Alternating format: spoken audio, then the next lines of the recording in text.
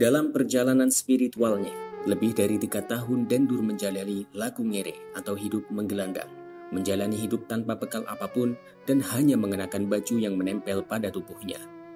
Cara bertahan hidup dengan memungut sisa makanan orang di sepanjang jalan dan memenuhi asupan rohaninya dengan terus membasahi bibirnya dengan zikir adalah bagian dari laku hidup yang menjadi ujian terberatnya sebelum meraih predikat sebagai guru spiritual atau mursyid dalam Thariqah Syadziliyah.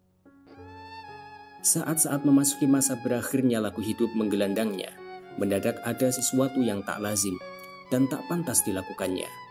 Setelah hampir 3 tahun Dendur benar-benar sempurna menjalani laku ngere dengan hanya memungut dan makan dari sisa makanan orang yang telah dibuang. Seketika ada yang berubah dari perilaku Dendur. Ketika melewati sebuah warung sate di daerah Karanganyar, Surakarta, beliau menghentikan langkahnya dan berhenti beberapa saat. Tatapan matanya tertuju pada seseorang yang sedang jajan di warung sate tersebut. Dari penampilannya, nampak orang yang sedang jajan seperti seorang priayi dengan penampilan khasnya.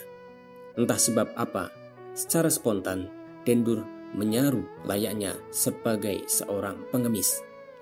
Kondisi tubuh dan pakaian yang dikenakan selama menjalani laku spiritualnya sangat memungkinkan beliau melakukan penyamaran. Dengan nada penuh memelas, Dendur mendekati seorang yang sedang menyantap sate di warung sate di sudut sebuah pasar di daerah Karanganyar, memohon uluran tangan dari penjajan sate tersebut. Meski sudah dengan berbagai cara Dendur merayu, sang penjajan sate bergeming dan tak menghiraukan segala bujuk rayu memelas yang ditunjukkannya.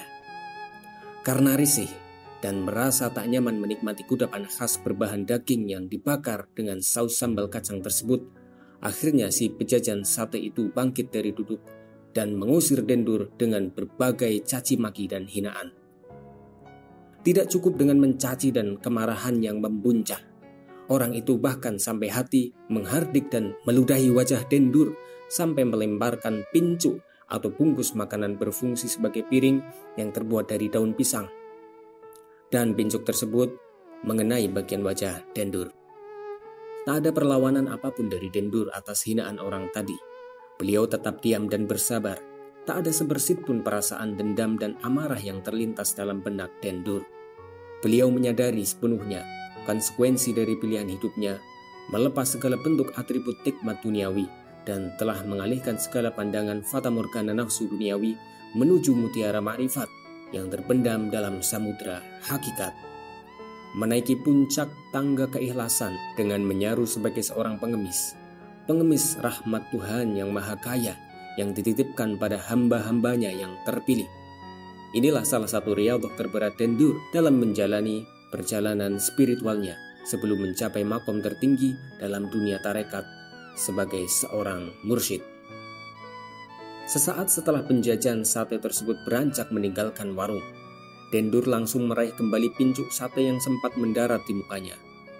Dengan sikap, beliau menjilati sisa-sisa makanan yang masih melekat pada pincuk tersebut hingga bersih tak tersisa. Apa yang dilakukan sungguh sesuatu yang muskil dan tak masuk akal. Sebagai seorang hamba yang sepanjang hidupnya telah mengasah kemampuan spiritualnya, mengarungi samudra hakikat, segala hal yang bagi kaum awam terhijab, tidak dengan Dendur. Beliau seperti telah dianugerahi kemampuan melihat dengan mata hatinya, sehingga tahu sebenarnya siapa sang penjajan sate tersebut. Dia adalah salah satu hamba Allah yang dikaruniai keistimewaan tertentu dengan keluasan ilmu hakikat yang Allah titipkan padanya. Dia adalah Nabi Khidir alaihissalam, orang yang menghardik, meludahi, mencaci maki, menghina, hingga melempar bekas makanannya ke wajah Dendur. Tak lain adalah kekasih Allah, Nabi yang mulia, Khidir alaihissalam. Sisa-sisa makanan yang dijilati tak tersisa oleh Dendur, tak lain adalah sisa makanan sang Nabi dengan samudra kemuliaannya.